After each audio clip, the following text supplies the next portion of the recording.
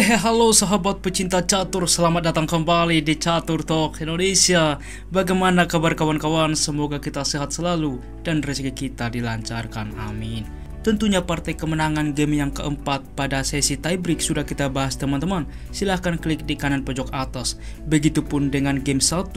Dan saat ini kita memasuki membahas game yang kedua, Ian Nepomniachtchi Dingliren pada perebutan kejuaraan catur dunia. Tentunya cukup sengit teman-teman. Dari 4 game sesi rapid 25 menit increment 10 detik yang dimainkan pada sesi tiebreak, kita akan membahas semua gamenya teman-teman. Bagaimana permainannya langsung saja kita simak di Catur Talk Indonesia.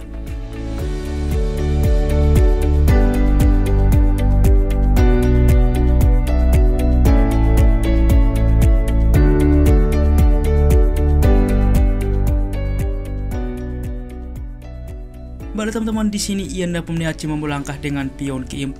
Lagi-lagi ini adalah pembukaan pamungkas dari Ian Nepomniachtchi. Pion ke-5 lagi-lagi terjadi pada pembukaan pertahanan Ruy Lopez, yaitu kuda ke F6, kuda ke C3, gajah ke B5, A6 Morphy defense, gajah mundur ke 4, kuda ke F6, rokade, dan gajah ke E7. Dilanjutkan dengan D3 saat ini, lalu B5, gajah mundur ke B3, dan D6. Tentunya opsi ini pun sudah cukup banyak pertemuan mereka teman-teman yang dimainkan pada kejuaraan catur dunia ini. A4 dimainkan, berkembang gajah ke D7, pion ke H3, dan rokade sayap raja. Gajah ke E3 berlanjut, kuda ke A5 menyerang gajah, gajah mundur ke A2, dan pion memukul pion. Dan pada permainan sebelumnya kita melihat bagaimana Ian Nepomniachtchi membuat sebuah langkah, yaitu dengan kuda untuk mengancam pion ke depan, di mana juga di situ bahwa benteng juga Dingliren memainkan mengancam pion. Tetapi di dalam partai kedua ini, di sini dipilih gajah mundur ke D2 mengancam kuda. Kuda ke C6 mundur, maka kuda ke C3 baru saat ini. Benteng ke B8, kuda langsung memukul pion juga waktu yang sama mensupport pion. Kuda ke D4 saat ini menempatkan di sentral, menawarkan pertukaran kuda. Di sini juga tentunya membuka gajah mengancam kuda. Berlanjut dengan gajah ke C4 saat ini, lagi-lagi selain mengancam pion ke depan, membuka benteng mensupport kuda. Pion ke C6 berlanjut, lalu kuda memukul kuda teman-teman. Yang jadi pertanyaan, mengapa bang tidak dicoba dengan gajah memukul pion? Jika ini terjadi, benteng akan ke A8. Gajah ke C4 mundur, maka ada D5 langkah inisiatif penyerangan. Pion memukul pion memukul kembali, gajah ke B3, dan di sini dapat kuda memukul gajah.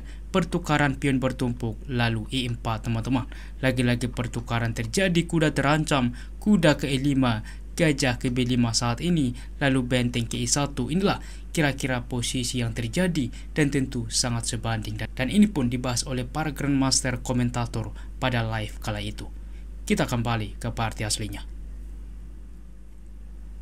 Dan di dalam posisi ini Ian Nepomniachtchi tidak tertarik langsung ke pion ini karena beberapa alasan tersebut. Maka saat ini ditukarkan dengan kuda memukul kuda. Maka berlanjut dengan pion menerima, gajah ke F4 saat ini mendukung pion ke depan. Gajah ke E6 menawarkan gajah, benteng ke E1, lalu A5 teman-teman. Yang jadi pertanyaan, mengapa tidak dicoba dengan gajah langsung memukul gajah?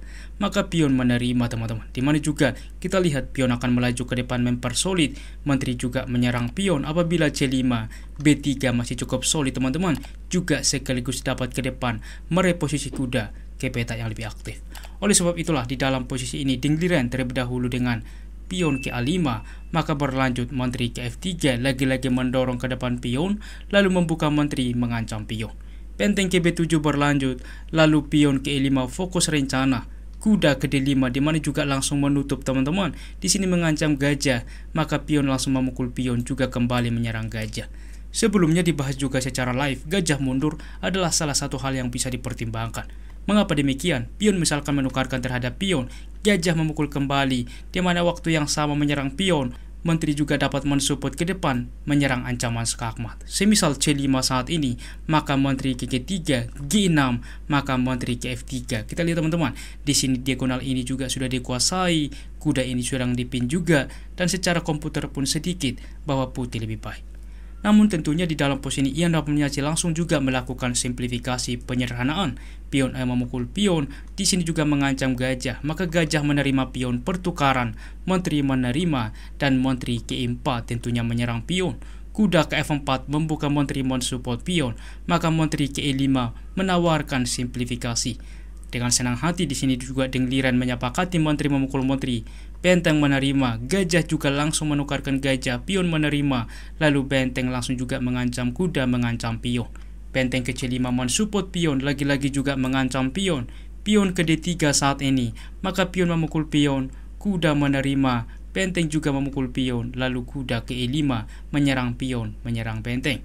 Benteng ke C7, kuda juga menerima pion. Kuda ke C5 mengaktifkan diri, di mana selain ke depan bermanuver mengancam benteng, membuka benteng mengancam pion.